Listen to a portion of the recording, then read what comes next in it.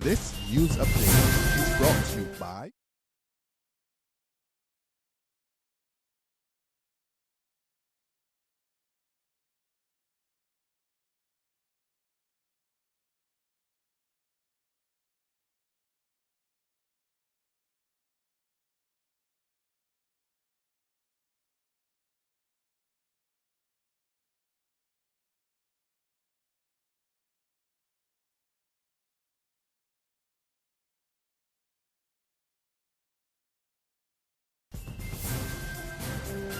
It's Monday, November 2nd, and time for the Barbados Today afternoon update. So glad you can join us. I'm Frenella Wedderburn. Our top story: Barbadians could know by the end of the day if the body found over a week ago in a ravine at Halton Plantation, St. Philip, is that of missing woman Marcel Smith. Acting Crime Chief Livingston Eversley tells Barbados Today the long-awaited post-mortem will be conducted on the decomposed body sometime during the day. The autopsy would also tell the exact cause of death. 75-year-old Smith disappeared 3 weeks ago. The car she was driving was found abandoned at Charleston Park, Collodion Road on October 18. Police have since charged Cherise Ricardo Omar Ince of Nursery Number 2, Forward St. Philip, with stealing the vehicle. Attorney General Adriel Brathwaite assures the country his office will do all in its power to rectify issues facing the criminal justice system. The promise came yesterday during a service at Restoration Ministries for families affected by tragedy. Brathwaite, who is also Home Affairs Minister, told those who lost their loved ones through violence or sudden death that there is hope. As a parent who also experienced grief through the tragic loss of his son, he urged families to carry on and find peace. Yes, we will fix the criminal justice system. Yes, we will do all within our power to see that justice is speeded up.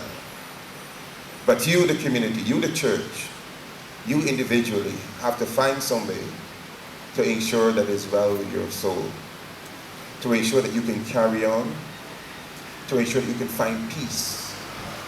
I will do my part, but you need to do your part. You need to look after you for the sake of your daughter, your grandchildren, your nieces, your nephews. I commit to you, we will do our part. But it is no use, you losing your daughter and losing yourself also in the process. Meantime, Senior Pastor at Restoration Ministries, David Durant, called for the formation of a support group to help families cope with their loss. So that even after this, they wouldn't be just so far away, all alone, caught up with just their feelings and their emotions, without the necessary help, counseling, and all that they need to help them emotionally. So in that case, we will make sure at the end of this that we form a support group where those families can come together if it's once a month, so we can have that level of intervention to help strengthen and to help them cope and to process, their loss. The calls and promises comes as a man remains in stable but critical condition at the Queen Elizabeth Hospital, and another one lost his life following a shooting incident yesterday morning in St. Michael. The man, whose name is being withheld by police, was injured in an incident at Calax Gap in Spooners Hill that also claimed the life of 25-year-old Jermaine Williams of Waterhall Land in Eagle Hall. The incident, which occurred around 15 minutes past 5, also resulted in property being damaged. Police investigations are continuing.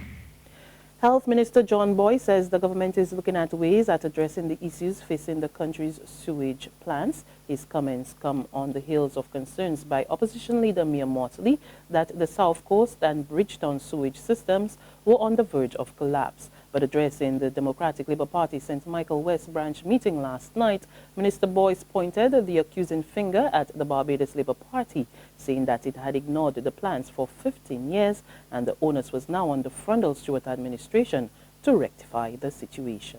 So this that is another story, and I am happy to join in any discussion on the South Coast when it is ready.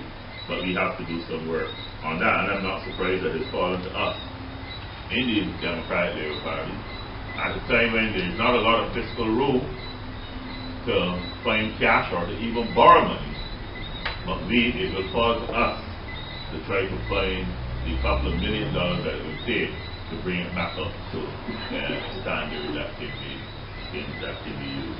Recently nominated Barbados Labour Party candidate for Christchurch West Central, Adrian Ford, expresses concerns about a number of issues facing residents.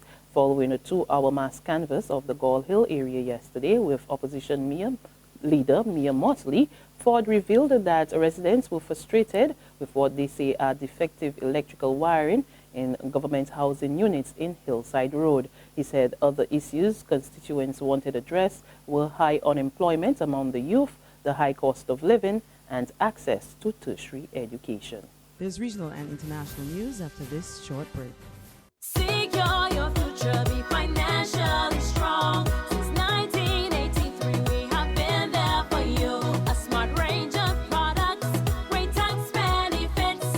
We're the solution to your hopes and your dreams. The Barbados Workers Union Cooperative Credit Union. The Barbados Workers Union Cooperative Credit Union. Humble beginnings to smart loans, smart savings. Save smart and borrow smarter. That's the move for me. Stability, prosperity. We're the solution to your hopes and your dreams. The Barbados Workers Union Cooperative Credit Union. The Barbados Workers Union Cooperative Credit Union. In news from the region, 2 French pilots who escaped the Dominican Republic to avoid 20-year prison terms for cocaine trafficking have been arrested at their homes in France. Pascal Flora and Bruno Odos fled the Dominican Republic on October 27, despite a court order to remain in the country pending an appeal. They have both denied any wrongdoing, saying they did not know that the private plane they had been hired to fly carried 26 suitcases of cocaine. Over in Guyana, the private sector is calling for the laws governing money laundering to be improved. More in this Capital News report. The Private Sector Commission is reporting that it is deeply disappointed over Guyana's status with the Financial Action Task Force and the Caribbean Financial Action Task Force to carry out financial transactions. In the eyes of the 2 international agencies, Guyana is still non-compliant since the country has failed to meet certain requirements to conduct business with other countries.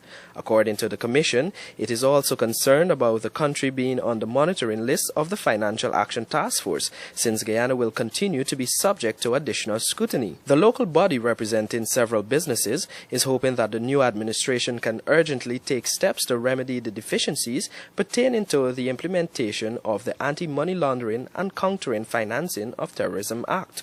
On the international front, officials of the Russian airline that crashed last Saturday in Sinai, killing 224 people, have blamed external influence for the tragedy.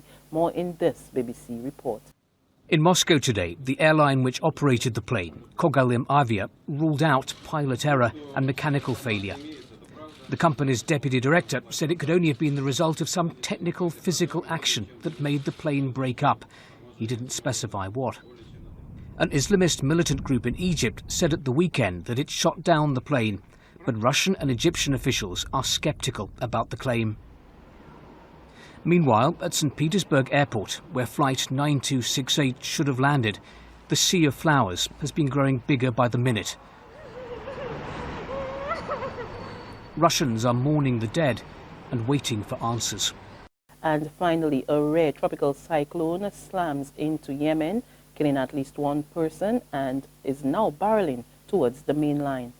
Many residents took shelter in schools and caves as Storm Shapala brought hurricane-force winds, heavy rain, and powerful waves to the island. It is believed that this storm is the most powerful Yemen has seen in decades. And that's our afternoon update. But for the very latest, log on to www.barbadosday.bb. You can also subscribe to our e-paper, our email updates, and of course, like us on Facebook. We're also on Izumi Media in bus terminals or screenplay at supermarkets and gas stations near you, as well as Channel 1 over on Flow TV and Mix 96.9 FM. There you can get all the latest news and sports. I'm Fernella Wedderburn. Good afternoon.